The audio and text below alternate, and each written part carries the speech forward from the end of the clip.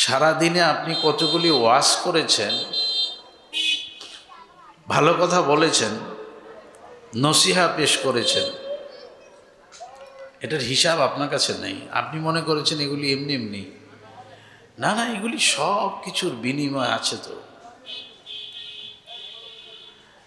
এই ঘটা করে এরকম বড় মাহফিল মাইক দিয়ে করা, এটা হলো ব্যাপকভাবে দিন প্রসারের জন্য। এটা ওয়াজ মাহফিল। তো এখানে যারা কথা বলবেন, আসবেন, আমরা ওনাদের থেকে শুনবো, শিখবো, ওগুলি আবার অন্যদের কাছে বলবো। এটা হলো সুবিধা। একজনে বলে 10 জনে শুনে, এই জন্য মাইক লাগে। না হলে ওয়াজের জন্য, নসিহা পেশ করার জন্য তো মাইকের জরুরত নেই, আওয়াজকে বড় করার জন্য মাইকের জরুরত।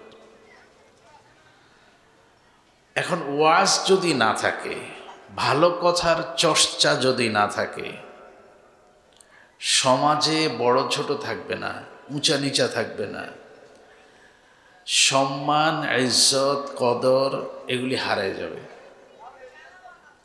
যেমন আপনি আপনার সন্তানকে বলেন, বড়দের সামনে গিয়ে হাসাহাসি করিও না, মসজিদে গেলে আগে আগে সামনের কাতার যাওয়ার চেষ্টা করিও না, তুমি ছোট মানুষ, পিছনে থাকো। কেউ বসে গেলে তাকে ডিঙ্গাইয়া সামনে যাইও না। মানুষকে রাস্তায় দেখলে সালাম দিও। কেউ কিছু বললে, বড়রা কিছু বললে চুপ করে থাকো, উত্তর দিও না। এই সবগুলি কথা ওয়াজ। এই সবগুলি কথা যদি সমাজে না থাকে, সমাজ থাকে না, সমাজেই নষ্ট হয়ে যাবে। আপনি মনে করেছেন ওয়াজের দ্বারা কি হয়, কি ফায়দা, কি লাভ? না, এই যে মানুষ একজনকে, একজন স্যার, একজন ওস্তাদ, একজন গুরু, একজন শিক্ষক, একজন বয়স্ক মানুষকে দেখলে যে রাস্তা থেকে সরে যাচ্ছে, জায়গা দিয়ে দিচ্ছে, এটা কি এমনি এমনি? এটার পিছনে অনেক মেহনত হয়েছে, তো অনেক ওয়াজ হয়েছে, তারপরে মানুষ এটা শিখেছে। তো মহতারাম, ওয়াজের একটা আসর আছে, প্রভাব আছে। মানুষ যত বড়, তার কথার প্রভাবও তত বড়। কিন্তু ওয়াজ করার জন্য অনেক বড় হওয়া লাগে না। এটা দায়ী, মাসাইল, ফাজাইল, ফাতাওয়া, ফিক, এগুলি বলার জন্য অনেক এলেম লাগে। দাওয়াতের কাজ, এটার জন্য অনেক বেশি এলেম লাগে না। এটা আপনিও পারেন। দেখেন, মুয়াজ্জিন সাহেব যিনি মসজিদের, ওনার মর্যাদা, মর্তবা, ফজিলত কোথায়? এত বেশি আল্লাহ দিয়েছেন, ইমাম খতিব সাহেবের নামে নেই মুয়াজ্জিনের ফজিলতি খালি। কেন? ওই যে হাইয়া আলা সালাহ বলে, হাইয়া আলাল ফালাহ বলে, মানুষকে বলে আসো নামাজের দিকে, আসো কল্যাণের দিকে। এই আসো বলার কারণে, এই দাওয়াত দেওয়ার কারণে তার মর্যাদা এত বেশি হয়ে গেছে। এটা এত দাম। আচ্ছা, এটা তো মুয়াজ্জিন মানুষ। আপনার ঘরে যে মোরগ রাতা, আমাদের নবী মুহাম্মদুর রাসূলুল্লাহ সাল্লাল্লাহু আলাইহি ওয়াসাল্লাম বলেছেন, তোমরা রাতাকে, মোরগকে গালি দিও না। লা তাসুব্বুদ্দিক, এটার গালি দিও না। এটা একটা ব্যতিক্রমী প্রাণী। এটা মানুষকে নামাজের জন্য জাগায়, নিজে উঁচা উঁচা আওয়াজে জিকির করে। হ্যাঁ, এটা তো দাওয়াতের কাজ করে। এই যে মোরগ দাওয়াতের কাজ করে, এই জন্য মোরগরে গালি দিতে নিষেধ করছে। আপনার ঘরে মোরগ ঢুকছে, এটা যদি রাতা হয়, তাকে একটু ইজ্জতের সাথে বের করবেন। যাও যাও যাও যাও যাও, বেরিয়ে যাও, বেরিয়ে যাও। লাঠি মারবেন না, বকাঝকা দিবেন না, নিষেধ করেছেন, নিষেধ করেছেন। তো মহতারাম, এই ওয়াজগুলির একটা ব্যতিক্রমী ফজিলত আছে, ব্যতিক্রমী ফজিলত আছে। আপনারা যে এই মাসাইল শুনতে আসছেন, ওয়াজ শুনতে আসছেন, ফাজাইল শুনতে আসছেন, দিন শিখতে আসছেন, এ আসা যাওয়ার পথে মুসলমানের কবরের আযাবগুলিও অনেক দিনের জন্য আল্লাহ মাফ করে দিয়েছেন। তো আমরা এগুলি কেন বললাম? এটার গুরুত্ব বোঝার জন্য। আর কোনো জিনিসের গুরুত্ব যদি না বুঝি তাহলে এটা কদর থাকে না। এটা নবী সাল্লাল্লাহু আলাইহি ওয়াসাল্লামের আদব বয়ান করার আগে মানুষকে সতর্ক করে এটার আহমিয়ত, গুরুত্ব বুঝাতেন। যেমন দুটা বলি। একটা কি বলেছেন? বিদায় হজের ভাষণে বলেছেন, ভাষণ দেওয়ার আগে, খুতবা দেওয়ার আগে, কথা বলার আগে কি বলেছেন? আগামী বছর তোমাদের সাথে আবার আমি মিলিত হতে পারি কিনা সন্দেহ আছে। আমি এখন যা বলি খেয়াল করে শোনো। দেখেছেন, সতর্ক করতেছে। বলার আগে গুরুত্বপূর্ণ কথা হবে তো, এই জন্য সতর্ক। এই জন্য আমি ফজিলত বলতেছি। জীবনে প্রথম যেদিন ইসলামের কথা প্রকাশ্য বলবেন, অনুমতিপ্রাপ্ত হয়েছেন, তখন কি করেছেন? এটা আরবের রীতি আর প্রথা অনুযায়ী উনি একটু পাহাড়ের উঁচা জায়গায় উঠছেন। উঠে একটা চাদর, লাল চাদর হেলাইছেন, ঘুরাইছেন, আর মুখে সবাইকে ডাকছেন, মহল্লায় যারা আছেন তাদেরকে ডাকছেন, তোমরা সবাই আসো। তো এরকমভাবে লাল চাদর ঘুরিয়ে যদি ডাকা হয়, মহল্লা মানুষ বুঝে যায় যে পাহাড়ের পিছনে নিশ্চয়ই কোনো শত্রু আসছে, গুরুত্বপূর্ণ কোনো কথা বলবেন, এই জন্য আমাদেরকে ডাকা হচ্ছে। এটা হুজুর না, সবাই, আরবের এটা নীতি ছিল। কারণ চতুর্দিকে পাহাড়, তো কেউ কিছু দেখে না। তো সব যখন একত্রিত হয়ে গেছে, হুজুর বললেন, আমি যদি বলি পাহাড়ের পাদদেশে অপর প্রান্তে তোমাদের সাথে যুদ্ধ করার জন্য তোমাদের শত্রুরা এসে উপস্থিত হয়েছে, তোমরা কি এ কথা বিশ্বাস করবে? তখন হুজুরের বংশের সব বলে উঠেছে, হ্যাঁ, আপনাকে আমরা আলামিন ডাকি, আপনার কথা আমরা বিশ্বাস করি, আপনার কাছে আমাদের সব আমানত। এই যে মানুষের চোকান্না, হ্যাঁ শত্রু চলে আসছে, আক্রমণ করবে, এই যে মানুষ একেবারে শোনার জন্য এক দিল এক কান করে ফেলেছেন, তখন হুজুর ইসলামের দাওয়াতটা দিছেন, আল্লাহ আমাকে নবী করে তোমাদের জন্য প্রেরিত করেছেন। মনোযোগ আকর্ষণ করা। এই জন্য ওয়াজ নসিহতের এক আদব আছে, মজলিসের এক আদব আছে, যে আমার যখন শুনতে আর মনে চায় না বা ঘুম ঘুম ভাব চলে আসে, তখন আমি উঠে চলে যাব, কোনো গুনাহ হবে না, কোনো গুনাহ হবে না। তো খায়ের, আমি একটু কথা বলার চেষ্টা করতেছি, আল্লাহ যদি তৌফিক দেন আপনাদেরকে গুরুত্বটা বোঝানোর জন্য এই ভূমিকাটা পেশ করলাম। প্রথম আলোচনা, আমরা শ্রেষ্ঠ জাতি, বলেন আলহামদুলিল্লাহ। ওয়ালাকাদ কাররামনা বনি আদম, আমি সবচেয়ে সম্মানিত জাতি হিসাবে বনি আদমকে সৃষ্টি করেছি। এটা আমার আপনার ব্যাপারে বলা হয়েছে, ইনসানের ব্যাপারে বলা হয়েছে। সমস্ত সৃষ্টির মধ্যে আমরা শ্রেষ্ঠ। আরেকবার আলহামদুলিল্লাহ।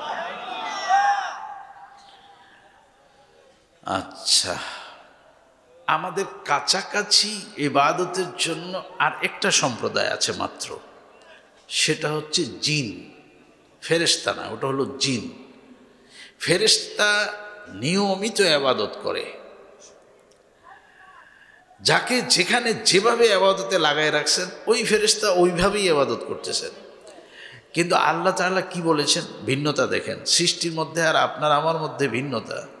ওয়ামা খালাকতুল জিন্না ওয়াল ইনসা ইল্লা লিয়াবুদুন, আমি মানুষ আর জিনকে তৈরি করেছি আমার ইবাদতের জন্য। এটা একদম খাস করেছেন, বাকি সব ইবাদত করেন।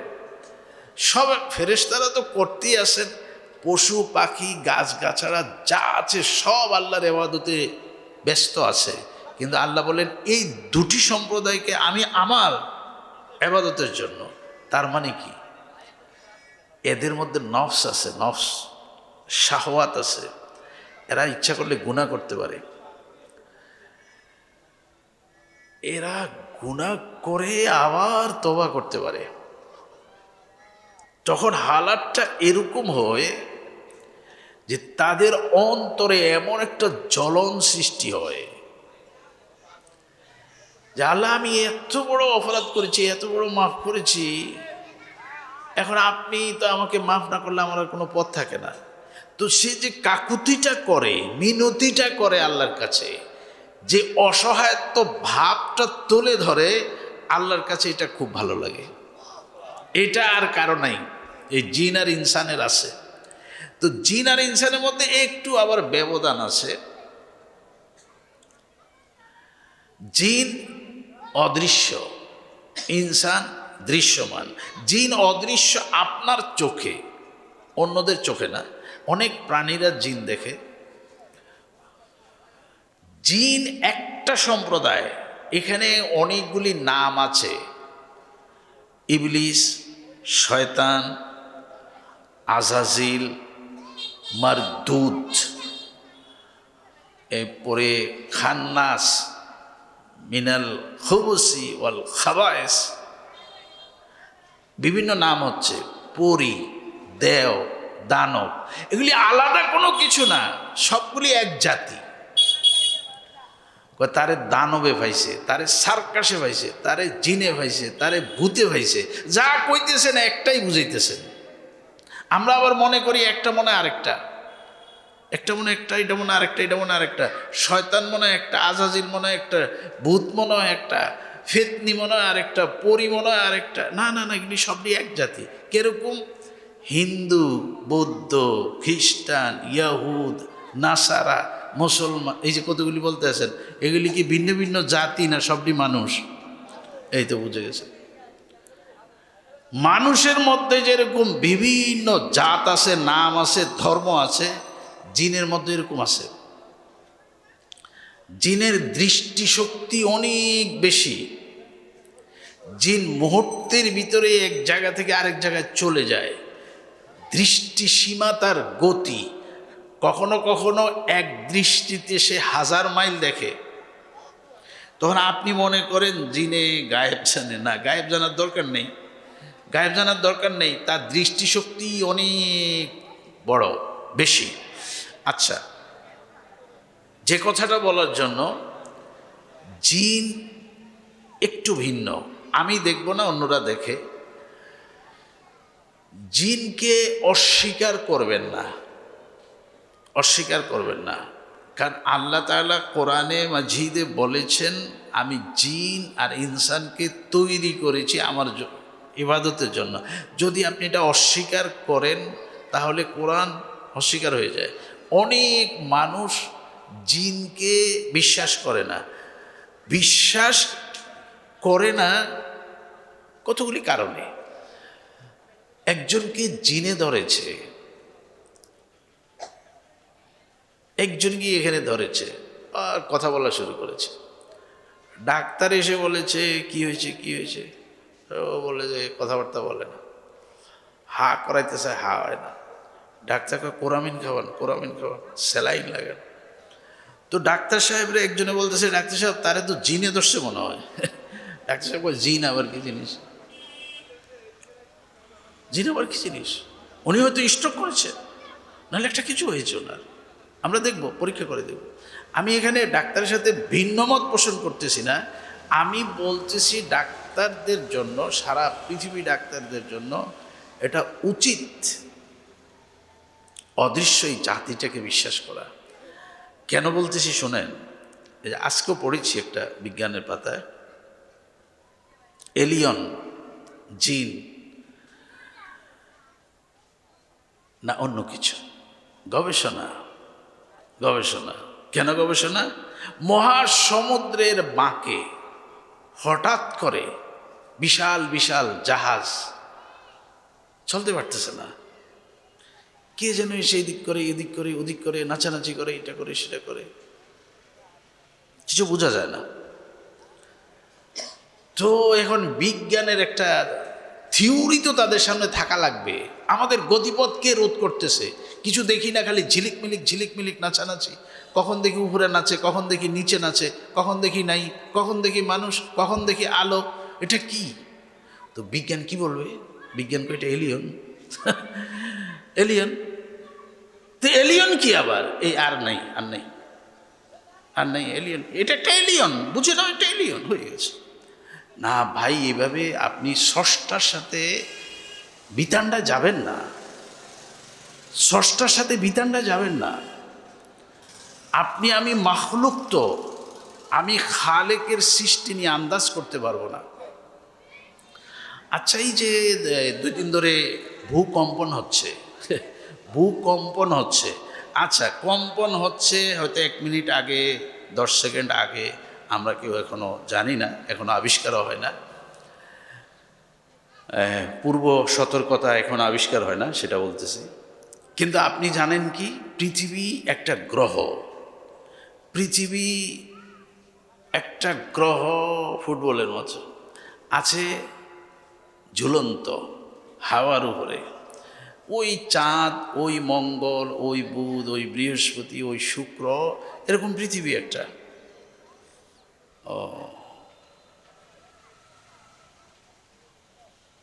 আচ্ছা, আছে কোথায়? অকুল্লুন ফি ফালাকি ইয়াসবাহুন, নিজস্ব কক্ষপথে। আচ্ছা, আপনাদের গ্রামে বৃষ্টি হয়েছে, প্রচুর বৃষ্টি। আপনারা বলেন যে এই 1 ঘন্টা বৃষ্টিটা থামলে পানিটা যাইব গিয়া, কই যাইব? ও খালও যাইব, খালের থেকে কই যাইব? ও গাঙ্গ যাইব, গাঙ্গ যাইব, তো গাঙ্গের তন যাইব কই? নদীর যাইব। আপনি জানেন তো, এই যে দেখেন না, ওটা অনেক কিছু জানেন। নদীর থেকে কই যাইব? সাগরে যাইব, সাগরের থেকে কই যাইব? আপনি থেমে গেছেন না, আরেকটু যান, বিজ্ঞান আপনাকে আরেকটু নিতে পারবে। বলবে যে মহাসাগরে কিছু ট্যাঙ্কল আছে, মোহনা আছে,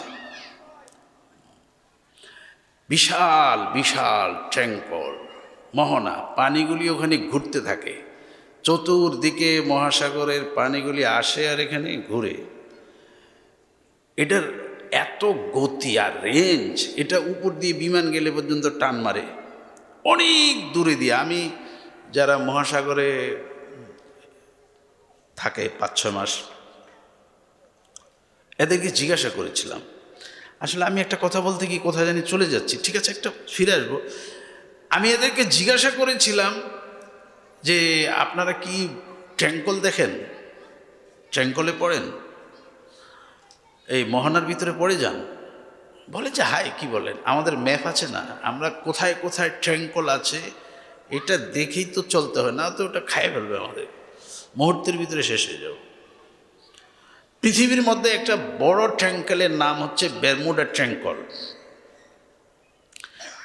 এটা একটা বিশাল এরিয়া নিয়ে চক্কর দিয়ে পানিগুলি আস্তে করে নিচের দিকে চলে যায়, আর যে কোথায় যায় আর কেউ বলতে পারে না, এ পর্যন্ত যায়। এখন আমি শুধু আপনাদেরকে বোঝার জন্য বলি, এটা না এমনি ওই যে বলের মতো ঝুলে রয়েছে, তো নিচের দিকে গেলে এটা যায় না আরেক গ্রহের ভিতরে পড়বে, তো পানিগুলি যায় কই? দরকার নাই ভাই, আপনি মাখলুক, খালেকের মতো চিন্তা করেন না। এতগুলি মেমোরি আপনার মাথায়, আমার মাথায় আল্লাহ দেয় নাই যে আল্লাহর গোটা সৃষ্টি নিয়ে আপনি ভাবতে পারবেন। জায়গায় নাই, এখানে জায়গায় নাই, এটা ধরবে না। কত গিগাবাইট আপনার সেল কোষ, আমার সেল কোষ কত এমবি নিবে, কতটুকু নিবে লোড? তো ভাই জিনকে আপনি অস্বীকার করেন কেন? জিনকে অস্বীকার করেন কেন? আস্তাগফিরুল্লাহ। বলতে পারতাম একটা কথা, কিন্তু সময়টা ভালো না, সময়টা ভালো না, খুব ইনসাফ করে কথা বলা লাগে। 7 দিন জ্বর, কিছু খায় না, 3 বছর একটা ছেলে, একদম খানা বন্ধ। ডাক্তারের যে ওষুধগুলি পায় এই ছেলে, এসবগুলি দিছে। ওই ফ্যামিলি চিন্তা করলো তার আচরণটা কিরকম, একটু পানি দিলেও এরকম করে, একটু ফিডার নিয়ে গেলে এরকম করে, একটা ফল খাবে না তো সে বাঁচবে কীভাবে? ডাক্তার বলেছে খাওয়ার পরে প্যারাসিটামল, খাইলে না প্যারাসিটামল। আচ্ছা একজনকে দেখাই, ওনার আইটেমটা পদটা বললাম না, তাহলে আপনার ভিন্নভাবে নিবেন, এই জন্য বলি না। একজন মানুষ আছেন, এগুলি বুঝেন, বাস এতটুকুই। ওনাকে গিয়ে বলল, ছেলেরা তো খাচ্ছে না, একটা সপ্তাহ, এখন তো উঠে বসতেও পারে না। উনি একটু দেখলেন, দেখে বললেন যে ওর সাথে তো জিন আশ্রিত হয়ে আছে। আচ্ছা আমি একটু পানি পড়ে দিই, তো একটু পানি পড়ে দিয়েছেন আর একটু তোল পড়ে দিয়েছেন। 1 ঘন্টা পরে ছেলেটা খানা শুরু করেছে। আচ্ছা আপনি বলেন এইখানে কোন এলিয়ন, এটা কোন শক্তি, এটা কি? আপনি অস্বীকার করেন কেন? আচ্ছা আমি তো কে? আমাদের নবী মুহাম্মদুর রাসূলুল্লাহ সাল্লাল্লাহু আলাইহি সাল্লাম বলেছেন, মাগরিবের আজানের সময়, সূর্যাস্তের সময় তোমরা ছোট ছোট বাচ্চাদেরকে ঘরে ঢুকাও, জানলা বন্ধ করে দাও, দরজা বন্ধ করে দাও। এই সময় জিনদের চলাফেরা থাকে, তারা বাচ্চার ক্ষতি করবে। এই সময়টা পার হয়ে যাক, তারপরে দরজা জানলা খোলো, বাচ্চারা বাইর হবে, কোনো সমস্যা নেই। কত সতর্ক, কি পরিমাণ সতর্কতা! এই যে ফালাক নাস নাজিল হয়েছে কেন? মিনাল জিন্নাতি ওয়ান নাস, এদের অনিষ্ট থেকে, মানুষ অনিষ্টকারী, জিন অনিষ্টকারী থেকে বাঁচার জন্য আপনাকে 2টা সূরা শেখানো হয়েছে। আচ্ছা বলি তো, আল্লাহ মানুষকে আর জিনকে সৃষ্টি করেছেন ইবাদতের জন্য। আমার বলার পয়েন্টটা হচ্ছে, সৃষ্টি কত জানি না, মাখলুক কত এটাও জানি না। শুনেন, এগুলি বুঝে শুনে খেয়াল রাখেন। মাখলুক কত, সৃষ্টি জীব কত, এটাও কেউ জানেন না। হুজুর জানি তো, আমি জানি তো। কি জানেন? 18,000 না, 18,000 একটা মত, এরকম মত আছে 18,000। এটা আবার একটু কঠিন হয়ে গেছে। এই যে বলছেন আপনি 18,000, এরকম মতে আছে 18,000। এক একজনের এক এক কথা। কেউ বলেছে 40,000। যেমন ছোটকালে আমরা স্কুলে কি পড়েছি, ছোট ছোট বিজ্ঞানের পাতায় কি পড়েছি, গ্রহ হচ্ছে 60টা। গ্রহ কয়টা? 60টা পড়েছেন। তারপরে পড়েছেন 11টা, তারপরে গেছেন এই 40, 41, 42, 43, 44 পর্যন্ত আমি ধারাবাহিক পড়েছি। তারপরে বিজ্ঞান সোজা চলে গেছে, গিয়ে বলে গ্রহ যে কত। এটা আন্দাজ বোঝার জন্য বলি, পৃথিবী যে গ্রহ তার থেকে অনেক বড় সূর্য। আমি একেবারে ওই পয়েন্টটা বলি না, অনেক বড়। পৃথিবী থেকে অনেক বড় সূর্য, সূর্য থেকে কোটি কোটি গুণ বড় আছে তারকা, কোটি কোটি তারকা আছে এক একটি গ্যালাক্সিতে। এরকম কোটি কোটি গ্যালাক্সি বিজ্ঞানী দেখেছে। এটা কি নেবেন আপনি, কি বুঝবেন আপনি? এত সীমাহীন হচ্ছে আল্লাহর মাখলুক, এটা আমরা আন্দাজ করতে পারবো না। যদি আন্দাজ করতে পারেন তাইলে আর আল্লাহ হয় কেমনে? আল্লাহ তো অসীম। আপনি যদি মনে করেন পৃথিবীটা মনে হয়, এরপরে কি দেখাইবেন? একজনে একটা বড় বোয়াল মাছ পাইছে, আয়া গফ করতে আছে আমার কাছে, মনে করেন। আমি বললাম যে এটা কত বড়? অনেক বড়। আমি দেখাও না কত বড়। আরে ভাই বুঝাইতে পারতাম না, এটা বড় তো। আমি বললাম কি এত বড় হইব? আরে তোর আপনি বুঝেন, তাহলে কি এত বড়? কয় না, এটা অনেক বড়। এখন আমি কি করলাম, তাহলে কি এত বড়? হ্যাঁ কয় আরো বড়, আমি আর কি দেখাবো, আমার তো আর নাই, আমি সসীম, আমি অসীমকে বুঝাইতে পারবো না, আমি সসীম, তো আমি অসীমকে নিয়ে বুঝাবো কিভাবে? তো আল্লাহ অসীম, আল্লাহর সৃষ্টিও কি অসীম, আমরা সসীম, আমাদের চিন্তাও সসীম, জিন আছে, বাস এতটুকুই। বাকি আমরা তার মধ্যে শ্রেষ্ঠ, বলেন আলহামদুলিল্লাহ। আলোচনা মনে আছে, আল্লাহ তাআলা আমাদেরকে কি বানাইছেন? শ্রেষ্ঠ বানাইছেন। কিন্তু এটা তো বড় সুসংবাদ। আমি আয়াতও বললাম ওয়ালাকাদ কাররামনা বানি আদম, কিন্তু আল্লাহ যে আরেকটা কথা বলেছেন এই কোরআনে মাজিদে বলেছেন, উলাইকা কাল আনআম, আমার এই শ্রেষ্ঠ বান্দাদের মধ্যে আবার কিছু এমন বিপদগামী জীবনযাপন করে এরা পশুর থেকেও খারাপ হয়ে গেছে। কাল আনআম, পশুর মতো, না খারাপ, পশুর থেকে খারাপ বলে নেই, পশুর মতো বলেছে, পরে আবার খারাপ বলেছে, পরে বলেছে বাল হুম আদাল, তারা পশুর থেকেও নিকৃষ্ট। এটা জটিল হয়ে গেল। আমি শ্রেষ্ঠ, আমি পশুর থেকে নিকৃষ্ট। আচ্ছা, পশুর মধ্যে সবচেয়ে নিকৃষ্টতম পশু ইসলামের দৃষ্টিকোণ থেকে হচ্ছে শূকর। কেন আবার এটা বললাম?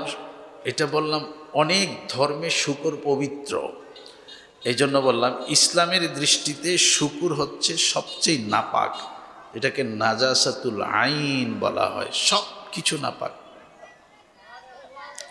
এটা খায় ময়লা, থাকেও ময়লা, এটা স্বভাব। আমি এর থেকে আর নিকৃষ্ট তো জানি না, যেহেতু আল্লাহ বলেছেন এর কথা, নিকৃষ্ট প্রাণী। এই আব্দুল কাদের জিলানী রহমতুল্লাহ আলাইহি লিখেছেন, এই তোমরা যেই প্রাণীটাকে নিকৃষ্ট বলো, আল্লাহ বলতেছেন কিছু মানুষ আছেন বালহুম আদাল, এই শূকরের থেকেও নিকৃষ্ট। এটা উনি দেখাইতেছেন কেমনে, উনি, এটা আব্দুল কাদের জিলানীর বক্তব্য, এটা কোনো কোরআন হাদিসের বক্তব্য না, বাকি কোরআন ও হাদিসের আলোকে বক্তব্য। উনি বলেছেন গরু তার আপন ভাষায় আল্লাহকে বলে, আল্লাহ আমাকে গরু বানাইছেন, আমার কোনো আপত্তি নেই, কোনো আপত্তি নেই, আমাকে তো আপনি ইচ্ছা করলে কুকুরও বানাইতেন, আমার বস্তু তো আপনার বান্দারা খায়, আপনি তো আমার এই কুকুর বানান নেই, আমি শুকর আদায় করতেছি, হাজার হাজার শুকর। গরুর এই প্রশংসা শুনে কুকুর আল্লাহকে বলে, আল্লাহ আমি তো আপনার লাখ লাখ শুকর আদায় করি, আপনি আমার কুকুর বানাইছেন কিন্তু শুকর তো বানান নেই, আমি তো শুকর হয়ে যেতে পারতাম, আপনি বানাইলে আমি শুকর হয়ে যেতাম, কিন্তু আপনি তো কুকুর বানাইছেন, আমি তো মানুষের আশেপাশে থাকি, শুকর তো মানুষের কাছে থাকে না, মানুষ আসতেও দেয় না। শুকর কথা শুনে বলে, আল্লাহ আমি আপনার কাছে কোটি কোটি শুকর আদায় করি, আপনি আমাকে শুকর বানাইছেন কিন্তু বেনামাজি বানান নাই। উলাইকা কাল আনআম বাল হুম আদাল, আমি শ্রেষ্ঠ, আমি নিকৃষ্ট। তো মুহতারাম, ওই শ্রেষ্ঠ মানুষের জন্য আল্লাহ একটা গ্রন্থ দিয়েছেন, এটার নাম কোরআনে মাজিদ, কোরআনে হামিদ, আল কোরআনুল কারীম, আল কোরআনুল কারীম। এই কোরআন হচ্ছে আবার পৃথিবীর শ্রেষ্ঠ কিতাব, বলেন আলহামদুলিল্লাহ। যার উপরে নাজিল হয়েছেন আমাদের নবী মুহাম্মদ রাসূলুল্লাহ সাল্লাল্লাহু আলাইহি ওয়াসাল্লাম, উনি হচ্ছেন আবার সর্বশ্রেষ্ঠ সত্তা জাতি, সর্বশ্রেষ্ঠ নবীদের মধ্যে ওনার সম্মান ইজ্জত। আবার যেই ফেরেশতার মাধ্যমে নাজিল হয়েছেন উনি হচ্ছেন ফেরেশতাদের মধ্যে সর্বশ্রেষ্ঠ। যেই রাতে যেই মাসে নাজিল হয়েছেন ওই মাসও শ্রেষ্ঠ, ওই রাতও শ্রেষ্ঠ, এত শ্রেষ্ঠ, আপনারা শ্রেষ্ঠ, আপনাদের নবী শ্রেষ্ঠ, আপনাদের কিতাব শ্রেষ্ঠ, আপনাদের যেই ফেরেশতার মাধ্যমে নাজিল হয়েছে ওই ফেরেশতা শ্রেষ্ঠ, রমজান মাস মাসের মধ্যে শ্রেষ্ঠ, রাতের মধ্যে লাইলাতুল কদর শ্রেষ্ঠ, এত শ্রেষ্ঠত্ব নিয়ে যে কোরআন নাজিল হলো, ওই কোরআন আমি পড়তে পারি না। বদনসিবেরও তো একটা সীমারেখা থাকা দরকার। মানে কয় না আমার কোফালটা পোড়া, আরে কোফাল পোড়ারও তো একটা সীমারেখা থাকা দরকার। আপনারা তো এগুলি কিছু মনে করেন না, এটা কি সব দেখি। পৃথিবীর সবচেয়ে পঠিত কিতাব, পাঠ করা হচ্ছে, হচ্ছে, হবে, যে কিতাব ওটার নাম কোরআন শরীফ। যেই কিতাবটা পৃথিবীতে সবচেয়ে বেশি পাঠ করা হয়েছে, এখন এই মুহূর্তে পাঠ করা হচ্ছে, ভবিষ্যতে পাঠ করা হবে, ওই কিতাবটার নাম কোরআন শরীফ। আমি পারি না,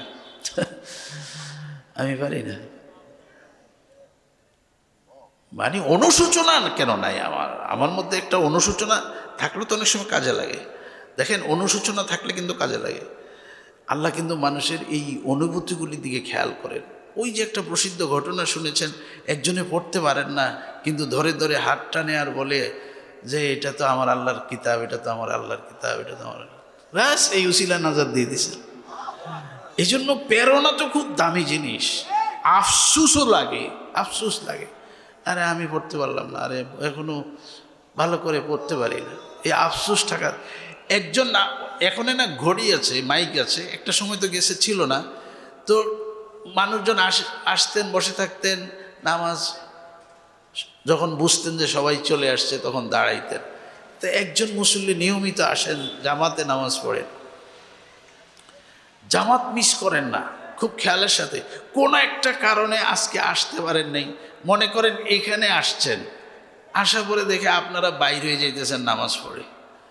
তো ওনার জামাতের প্রতি, নামাজের প্রতি এই পরিমাণ মহাব্বত, উনি এখানে এসে যখন দেখেছে আপনারা মসজিদ থেকে বের হয়ে যাচ্ছেন, উনি এমন অবাক হয়েছেন, উনি চিৎকার করে আপনাদেরকে জিজ্ঞাসা করতেছেন জামাত কি হয়ে গেছে? তো আপনাদের মধ্যে একজনে বললেন যে হ্যাঁ ভাই, জামাত তো হয়ে গেছে। হায়, জামাত তো হয়ে গেছে, একটা চিৎকার দিয়ে বেহুশ হয়ে গেছে। মানে এটা কেমনে সম্ভব? আজকে আমি জামাত ছাড়া নামাজ, এটা কেমনে সম্ভব?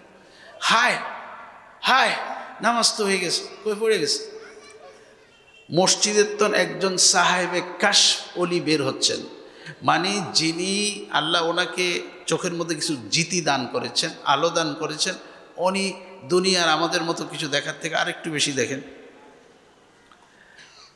উনি দেখলেন যে সে যখন বলেছে হায় নামাজ তো হয়ে গেছে, জামাত শেষ হয়ে গেছে, এই চিৎকারটার সাথে তার জবান থেকে একটা আলো আরশে আজিম পর্যন্ত চলে গেছে। তো উনি তার কাছে গিয়ে একটু পানি দিলেন চেহারাতে পানি দিয়ে বললেন, যখন হুঁশ ফিরে আসছে, ভাই আপনি শান্ত হন, আমি জামাতে নামাজ পড়েছি, আমার জামাতটা আপনি নিয়ে যান, আপনার হায় নামাজ তো হয়ে গেছে এই কথাটা আমারে দিয়ে দেন, এটা আমারে দিয়ে দেন, এটা আমার দরকার। এই জন্য ভাই এই জিনিসটা প্রেরণা, অনুশোচনা, হায় আমি তো কোরআন শরীফ পড়তে পারি না, হায় আল্লাহ আমাকে এটা পড়ার ব্যবস্থা করে দেন। এই যে একটা জ্বলন, এই জ্বলনটা থাকলেও কোরআন কাল আপনার পক্ষে সুপারিশ করবে। এই জ্বলনটাও দরকার, ব্যথাটাও দরকার। বদলেগা জমানা লাখো মগর কুরআন না বদলা জায়েগা, লা ইলাহা ইল্লাল্লাহ, লা ইলাহা ইল্লাল্লাহ, লা ইলাহা ইল্লাল্লাহ।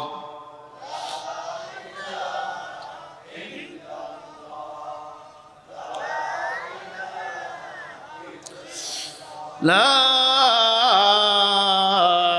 ইলাহা ইল্লাল্লাহ মুহাম্মাদুর রাসূলুল্লাহ সাল্লাল্লাহু আলাইহি ওয়াসাল্লাম।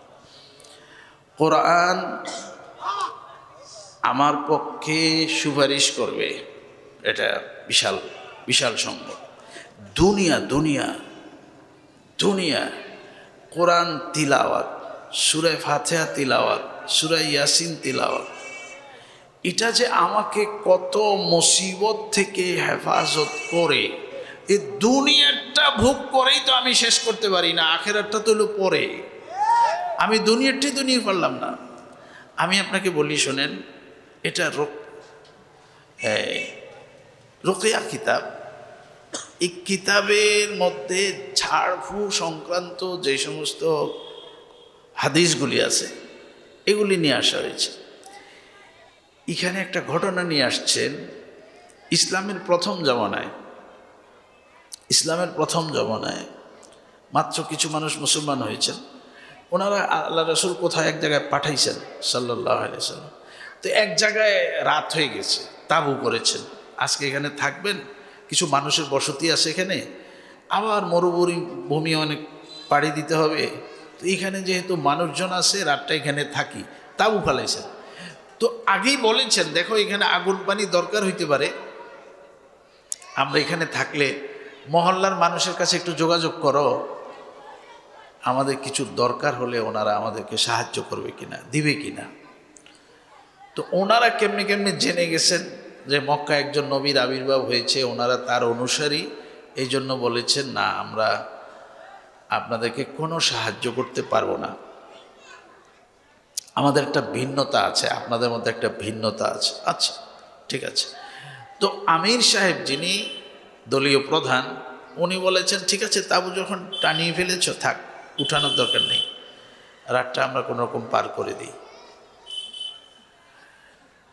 সবাই শুয়ে যাবে এমন অবস্থা, হঠাৎ করে তাঁবুর বাইরে একজন এসে বলতেছেন, আপনারা জানি এখানে কারা? আমাদের গ্রামের সর্দার প্রধান, ওনাকে সাপে কেটেছে, আপনাদের মধ্যে কি সাপের বিষ কেউ নামাইতে পারেন? তো সাহাবারা তো বলেছি আগের জাহেলিয়াতের জামানা থেকে ফিরে আসছেন, নতুন ধর্মে মাত্র দিন চর্চা করতেছেন, সবাই চুপচাপ। একজন সাহাবী বলে উঠলেন যে হ্যাঁ, আমি সাপের বিষ নামাইতে পারি, তবে তোমাদের কারো সাপের বিষ নামাবো না, কারণ তোমরা আমাদেরকে দানা পানি দিতে অস্বীকার করেছ, আমাদেরকে হেল্প করতে অস্বীকার করেছ, আমি যাব না। তো সে বলতেছে, আপনি যা চান তা দিব, আমাদের সর্দারকে সাপে কেটেছে, উনি বলেছে এই মুখস্থ ওয়াজে হবে না, আমাকে 100 বকরি দিতে হবে, 100 বকরি দিতে হবে। ঠিক আছে,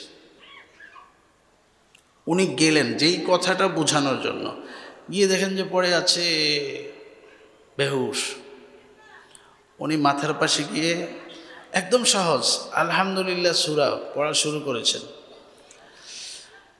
আলহামদুলিল্লাহ পড়ে ফু দিয়ে পায়ের দিকে চলে যান, এরকম 7 বার পড়েছেন। 7 বার পড়ার পরে তাদের সাপে কাটা লোকটা উঠে বসে গেছেন, আর তাকে জিজ্ঞাসা করতেছেন আপনার কাছে এখন কেমন লাগে? সে বলতেছে আমাকে যে সাপে কেটেছে এর কোনো আলামতই আমার শরীরে নেই। এই যে একটা জাদুকরী সূরা সাপের বিষ সহ নেমে যায়, এই সূরাটা আমি কি প্রয়োগ করি সকালে একটু পানি খাওয়ার সময়, সন্ধ্যায় একটু পানি খাওয়ার সময় একটু প্রয়োগ করে দেখেন না, আপনি নিজে নিজে পড়ে ফু দেন। একটা মানুষ পেটের ব্যথা অস্থির, তাকে একটু পানি আপনি দম, ভাই তাবিজ নিয়ে কথা আছে, ইখতিলাফ আছে, তাবিজ জায়েজ না না জায়েজ, পড়া পানি নিয়ে কোনো ইখতিলাফ নেই, ঝাড়ফু নিয়ে কোনো কি নেই ইখতিলাফ নেই, কোনো ভিন্ন মত নেই। আপনারা প্রতিদিন মাগরিবের পরে ফজরের পরে এটা দিতেছেন না, এটা তো সুন্নাত, ইখলাস ফালাক নাস এগুলি পড়ে পড়ে শরীরে ফু দিয়ে মোছা, এটা সুন্নাত আমল। তো ঝাড়ফু নিয়ে কোনো দ্বিমত নেই, তাবিজ কবজ নিয়ে অনেক কথা আছে পক্ষে বিপক্ষে। আচ্ছা, যে কথাটা বলতেছি সূরা ফাতিহা একটু সহি শুদ্ধ আপনি পড়ে ফানিতে ফু দিছেন, এই ফানির মধ্যে MBBS FCPS সব ঢুকছে, সব ঢুকছে। না না, এটা ল্যাবে পরীক্ষা করা হয়েছে, তাও আমাদের মতো ছোটোখাটো হাসপাতালে না, একদম ক্যান্টনমেন্টের যে হাসপাতাল, এটার নাম কি জানি, ক্যান্টনমেন্ট ঢাকা, যে আর্মি অফিসারদের জন্য যে হাসপাতাল, হ্যাঁ, সিএমএইচ, জাজাকুমুল্লাহ। সিএমএইচের ভিতরে এক রুগী ক্যান্সারে আক্রান্ত পড়ে আছে, শেষ অবস্থা। তো ওখানে আমি যে বুজুর্গের কথা বলি, ওনার নাম বলবো না, ওনাকে বলা হয়েছে, হুজুর আমাদের অমুক অমুকে তো ক্যান্সার আক্রান্ত হয়ে গেছে। হুজুর বললেন যে হ্যাঁ, আল্লাহর ইচ্ছা থাকলে আল্লাহ তো কিন্তু হায়াত রাখে, ক্যান্সার কি, এটা রোগ, ভালো হয়ে যাবে। আল্লাহ যদি না রাখেন তো একটা ফোড়া উঠলো তো মানুষ মরে যায়, আর জিন্দা মানুষও তো পড়ে আর মরে, এটা তো আর কি জিনিস। একটু পানি পড়ে দিয়েছেন, উনি পানি পান করেছেন, আস্তে আস্তে ওনার ক্যান্সার ভালো হয়ে গেছে। এখন ডাক্তাররা বলতেছে কি ঘটনা, কি ঘটনা, একটু পানি পড়া খাইছে, ওই পানিটা আসেনি বা আসে। এই পানি ল্যাবে নিয়ে পরীক্ষা করে দেখে এই পানির মধ্যে এমন শক্তি সঞ্চারিত হয়েছে যেই শক্তি ক্যান্সারের জীবনকে মেরে ফেলতে পারে। सब मुश्किलों का हल है, मरीजों का शिफा है,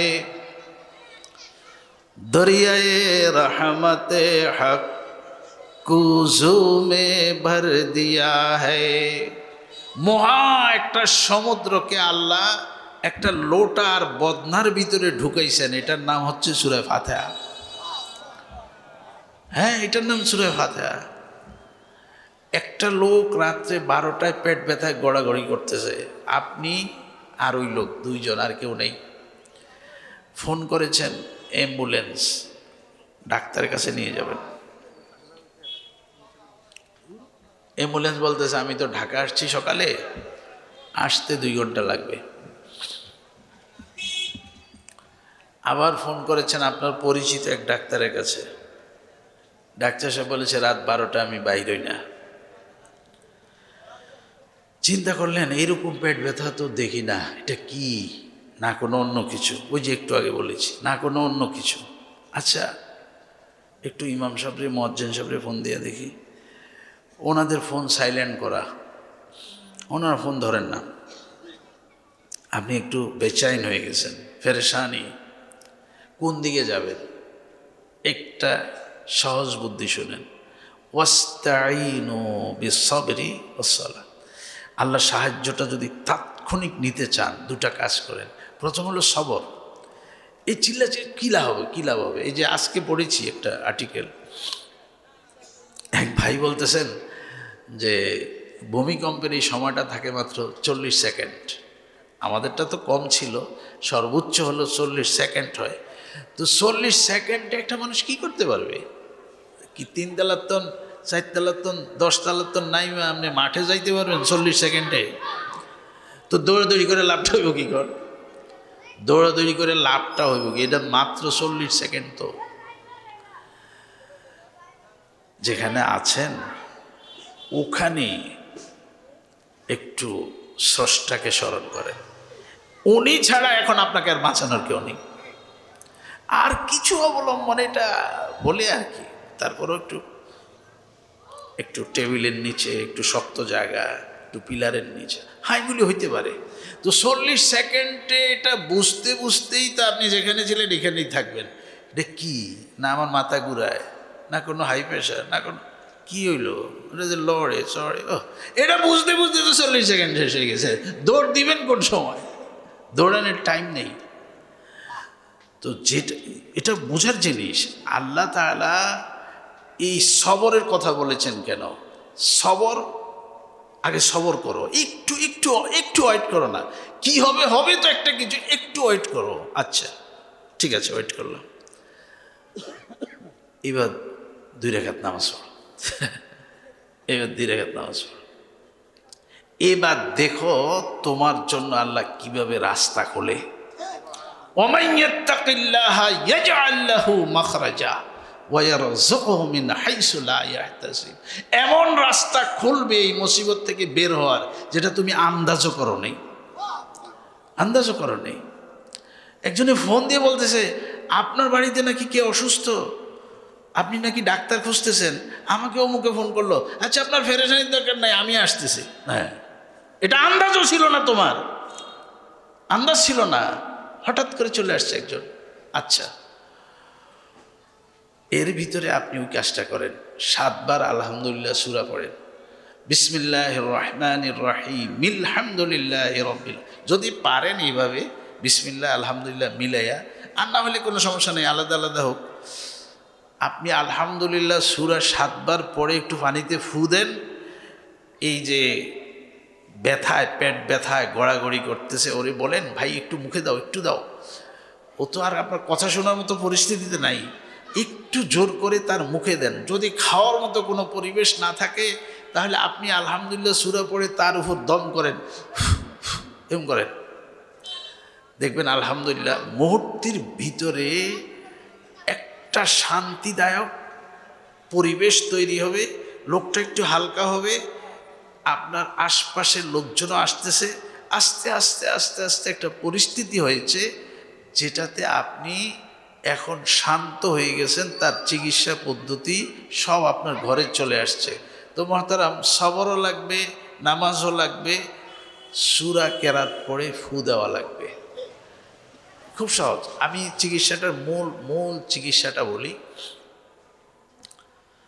একজন সাহাবীকে বিচ্ছু কামড় দিয়েছেন, বিচ্ছু, এটা তো মুরব্বীরা ছাড়া আর এই প্রজন্মের কেউ দেখেন না, আমরাও একেবারে ছোটোকালে দেখেছি, এখন তো আর বিচ্ছু নাই। তো বিচ্ছু কামড়ানোর পরে সাহাবী সকালে, রাতে কামড়াইছে, সকালে আল্লাহ রাসূল সাল্লাল্লাহু আলাইহি সাল্লামের কাছে গেলেন, আঙ্গুলটা চেপে ধরে আছেন, ব্যথা, অস্থির। হুজুরও বললেন হুজুর আমাকে রাত্রে বিচ্ছু কামড়াইছে। দেখেন, চিকিৎসা পৌঁছেন, কেউ একটা ভুল করেছে, অন্যায় করেছে, কোনো বিপদ করে একটা বিপদ ডেকে এনেছে, এটা নিয়ে তাকে এখন ভৎসনা করা, তিরস্কার করা, এটা আমাদের নবীর আদাবের আদর্শের পরিপন্থী, আর এটা মানবিক দৃষ্টিতেও খারাপ। মনে করেন রাস্তায় একজনে একটা সাইকেল অ্যাক্সিডেন্ট করছে, হুন্ডা অ্যাক্সিডেন্ট করছে, আপনি গেলেন, আপনি বললেন মরক মরক, সাইকেল লয়ে বাড়ি শেখা, হুন্ডা লয়ে বাড়ি শেখা। আরে ভাই, এটা তো এই মুহূর্তের কথা না, তো কথা কি বুঝেন নাই? এটা তো এই মুহূর্তের কথা না, এটা তো আপনি তাকে যখন ঠান্ডা মাথায় বয়ান করবেন, তখন বলবেন যে দেখো ভাই, সাইকেল চালাও একটু সাবধানে চালাও, হুন্ডা চালাও, এটা 40-এর উঠেও না, এটার এত উপরে উঠাও কেন? আর তোমার বয়স যদি 40 না হয়, তুমি হুন্ডাই চালাইও না। যত নিচে বয়স তত হুন্ডার গতি বেশি, যত বয়স বেশি তত হুন্ডার গতি কম, বুঝেন নাই? তাহলে হুন্ডা চালাইব কে? যার বয়স 40-এর উপরে, সে।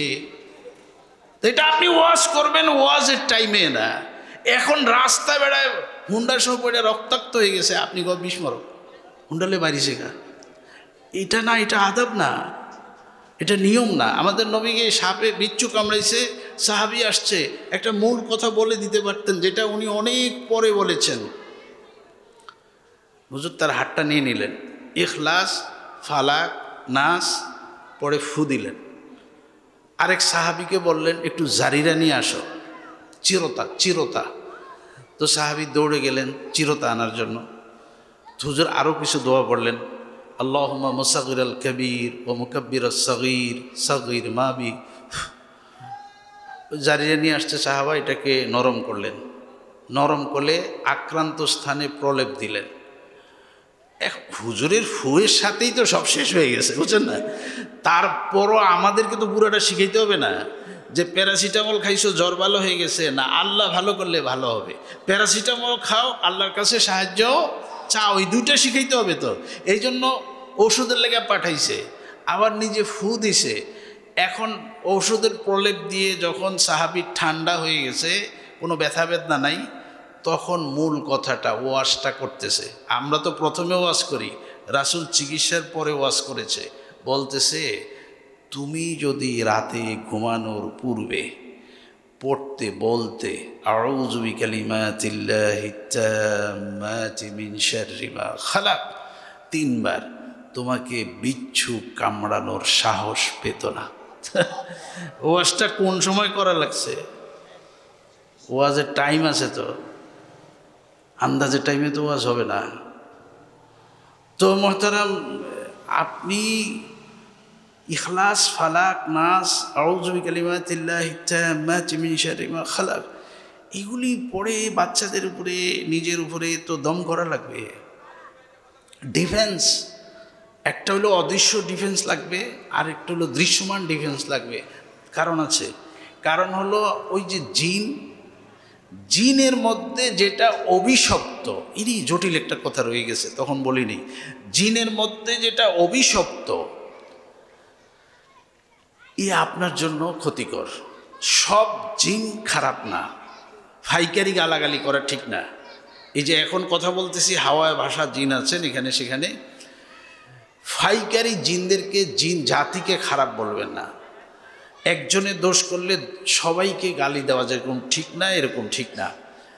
যেই জিন অভিশপ্ত, ওটাকে শয়তান বলে।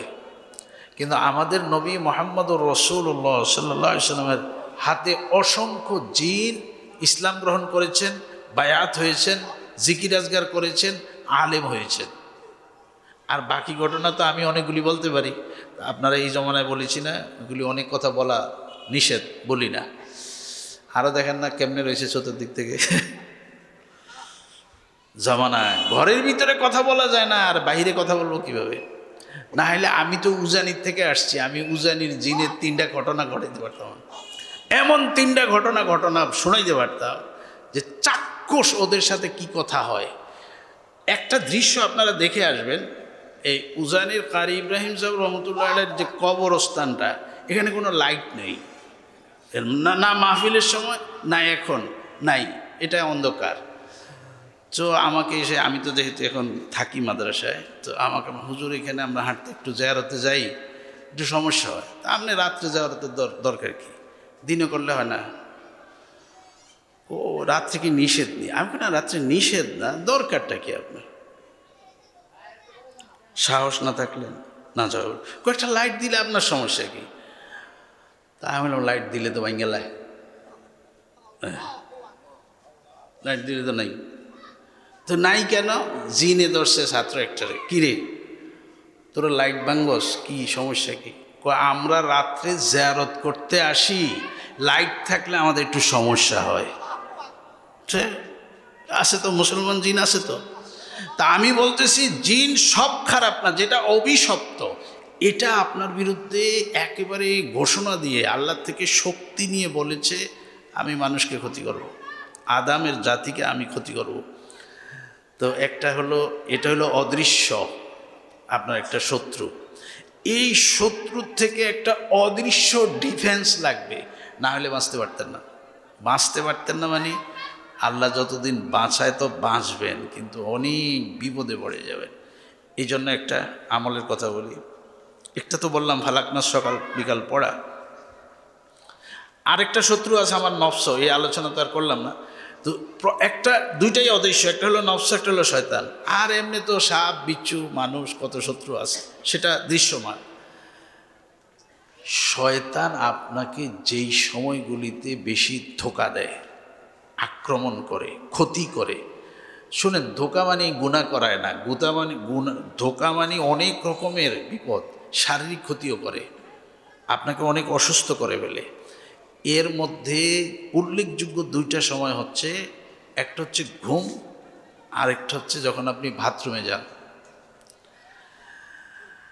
তো ঘুমানোর আগে এই জন্য এতগুলি ওজিফা আছে, দোয়া আছে, দোয়া পড়ে শুইলে আর ওরা ক্ষতি করতে পারে না, এটা ঘোষণা দেওয়া আছে। তো এই জন্য আপনারা অনেক দোয়া পড়ে ঘুমান। আরেকটা হলো বাথরুম, এটা কিন্তু সবাই বুঝেন না এবং সবাই এখানে সতর্ক থাকেন না, এই জন্য আলোচনাটা করে ফেলি। সতর্ক থাকবেন বাথরুমে যাওয়ার সময়। এই যে মাদ্রাসা, এখানে ছোট ছোট বাচ্চারা, একটু আগে আপনারা দেখেছেন ছোট ছোট মেয়েরা আল্লাহর 99 নাম পড়েছেন। আমাকে যদি এখন বলেন যে হুজুর আপনি পড়েন, আমি পারবো না, কারণ আমাদেরকে এই সময়, ওই সময়টাতে এইভাবে পড়ানো হয়নি, যে এখন যেভাবে বাচ্চাদেরকে মাস্ক করানো হয়। তো এই নুরানি পদ্ধতিটা যেভাবে সহি শুদ্ধ করে কোরআনের তালিম দেওয়ার একটা বিশ্বব্যাপী মিশন চালাচ্ছে আল্লাহ এর প্রতিষ্ঠাতা এবং পরিচালনা পর্ষদ যারা যারা আছেন, আল্লাহ সবাইকে কবুল ও মঞ্জুর করেন। আচ্ছা, এটা একটা দোয়া করে নিলাম, এটা দ্বারা আমার ফায়দা হবে, আপনাদেরও ফায়দা হবে। আমি যে কথাটা বলতেছিলাম, ছোট ছোট বাচ্চারা মক্তবে একটা দোয়া শিখে, আল্লাহুম্মা ইন্নী আউযু বিকা মিনাল খুবুসি। এটা কোথায় প্রবেশ করার পূর্বে? হ্যাঁ, ওই যে মাশাআল্লাহ একজন বলেছেন আগে, বাথরুমে প্রবেশ করার পূর্বে। পূর্বে মানে আগে, মানে কি প্রবেশ করতে শুরু করবেন না। এখানে একটা সতর্কতা, মসজিদে ডান পা দিয়ে প্রবেশ করিতে এই দোয়া পড়িতে হয়, আল্লাহুম্মা ইফতাহলি। এখানে ঠিক আছে, ডান পা দিয়ে প্রবেশ করিতে ঠিক আছে, কিন্তু আমি নিজেই আমি সাক্ষী, ছোটকালে কোনো একজনের কাছে আমি এভাবে পড়েছি, বাথরুমে বাম পা দিয়ে প্রবেশ করিতে এই দোয়া পড়িতে হয়। ওই যে মসজিদে ডান পা দিয়ে, তো উনি মনে করেছেন বাথরুমে যাইতে তো বাম পা, তো বাম পা দিয়ে প্রবেশ করিতে এই দোয়া। আসলে বাথরুমে প্রবেশ করিতে না, বাথরুমে যাওয়ার ইচ্ছা করিলে। বলেন, বাথরুমে যাওয়ার ইচ্ছা করিলে, কারণ বাথরুমে বাম পা দিয়ে প্রবেশ করলে তো আপনি ভিতরেই চলে গেছেন, তখন জিকির তো হবে ভিতরে। ভিতরে তো জিকির জায়েজ নাই, বাথরুমের ভিতরে জিকির জায়েজ নাই। তো এই জন্য ইচ্ছা করিলে আগে আপনি বাথরুমে যাবেন, তখন আপনি বলে নেবেন আল্লাহুম্মা ইন্নী আউযু বিকা মিনাল খুবুসি, বা বিসমিল্লাহ আল্লাহুম্মা ইন্নী আউযু বিকা মিনাল খুবুসি ওয়াল খাবায়েস। একটু বড় করে পড়তে পারেন, সমস্যা নেই। এখন এই কথাটা যে বলেছেন, কি বলেছেন, এটা হলো কথা। আল্লাহ, আমি তো ওখানে চলে যাচ্ছি, জিকির টিকির করতে পারবো না। এই সময় ওখানে তো থাকে খবিস আর খবিসা, বাথরুমে থাকে খবিস আর খবিসা, মিনাল খুবুসি ওয়াল খাবায়েস। আল্লাহ, আমাকে তো তারা ক্ষতি করবে, আমি আগেই তোমার সাহায্য চাই যেন তারা আমাকে বাথরুমে ক্ষতি করতে।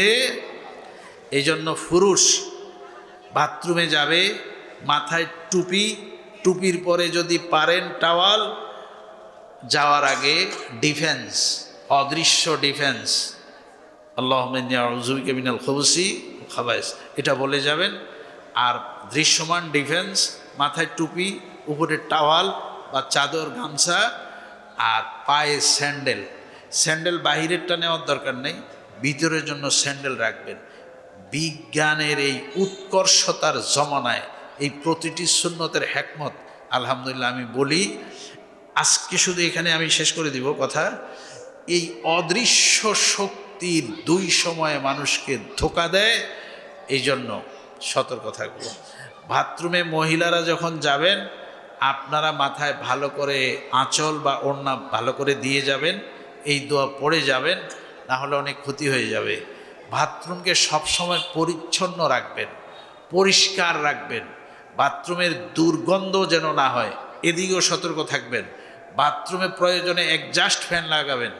যেই বাথরুমে আপনি অজু গোসল করেন, ওই বাথরুমে তো একদম পরিচ্ছন্ন রাখা আবশ্যক। যেই বাথরুমে অজু গোসল করেন না, সেটাকেও পরিষ্কার রাখার চেষ্টা করেন, কারণ এই খবিস, এই খান্নাস, এগুলি একবার ময়লাতে থাকে। বাথরুমে কখনো ময়লা কাপড়, আপনার যে কাপড়ে ময়লা আছে, এই কাপড় না ধুয়ে রেখে চলে আসবেন না। বুঝেন না কিছু আমি কি বলি? বাথরুমে আপনার যে কাপড়ে ময়লা আছে, ইশারা, আপনার কাপড়ে যে ময়লা আছে, এটা পরিষ্কার না করে এটা রেখে চলে আসবেন না। ওই খান্নাস এগুলির অপেক্ষায় থাকে। একজনে গিয়ে পা দিয়ে ধাক্কা দিয়েছে কাপড়টা, সে রাগ হয়ে গেছে, রাগ হয়েছে আপনাকে আক্রমণ করে বসবে, কিছু করার থাকবে না। মহতারাম, এগুলি বিশ্বাস করেন আর না করেন, আমরা বলি যেহেতু হাদিসে আসছে, আল্লাহ রাসূল বলেছেন বাথরুমে প্রবেশের সময় কেউ যদি এই দোয়া পড়ে ঢুকে, আল্লাহ তাআলা একটা অদৃশ্য পর্দা দিয়ে দেন। একটা তো আপনার আছেই, চারদিকে ওয়াল, দরজা লক, তারপরে তো শয়তান আছে। আল্লাহ বলে, যে বলেছে আল্লাহুম্মা ইন্নী আউযু বিকা মিনাল খুবুসি ওয়াল খাবায়েস, একটা পর্দা পড়ে গেছে, শয়তান আর আপনাকে দেখে না, আপনার কোনো ক্ষতিও করতে পারে না। এই দুই সময় শয়তানের ধোঁকা থেকে আল্লাহ হেফাজত করুক, বলে না আমি। এবং বেঁচে থাকার কৌশলগুলি অবলম্বন করবেন। আচ্ছা, তো কোরআনের মাদ্রাসার সামনে তো কোরআন নিয়ে আলোচনা হচ্ছে, দোয়া কালাম নিয়ে আলোচনা হচ্ছে। আরেকটা কথা বলে আমি শেষ, আজান হচ্ছে আমি শুনছি। কবর তো একটা জায়গা আছে না সবার জন্য, তো সবাই তো একই পথে যাব, কবরে কেউ নাই এটাও শোনেন। কিন্তু হাদিসে আসছে, আমাদের নবী বলেছেন যে রাতে এশার পরে সূরা মুলক পড়ে, সূরা মুলক, তাবারাকাল্লাযী বিয়াদিহিল মুলক ওয়া হুয়া আলা কুল্লি শাইইন কাদির, 30 আয়াত।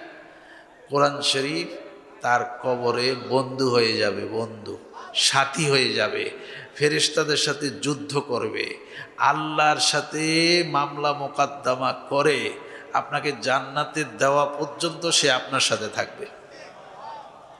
সূরা মুলক আমাকে, আপনাকে, আমার ছেলে মেয়েকে, আপনাদের ছেলে মেয়েকে, আমার নাতিপুতিকে, আপনাদের নাতিপুতিকে, আমার প্রতিবেশীকে, আপনাদের প্রতিবেশীকে, সকল মুসলিম, সকল মুসলিমা, সকলকে আল্লাহ শুদ্ধ করে কোরআন শরীফ পড়ার তৌফিক দান করেন, সূরা মুলক তেলাওয়াত করার তৌফিক দান করেন।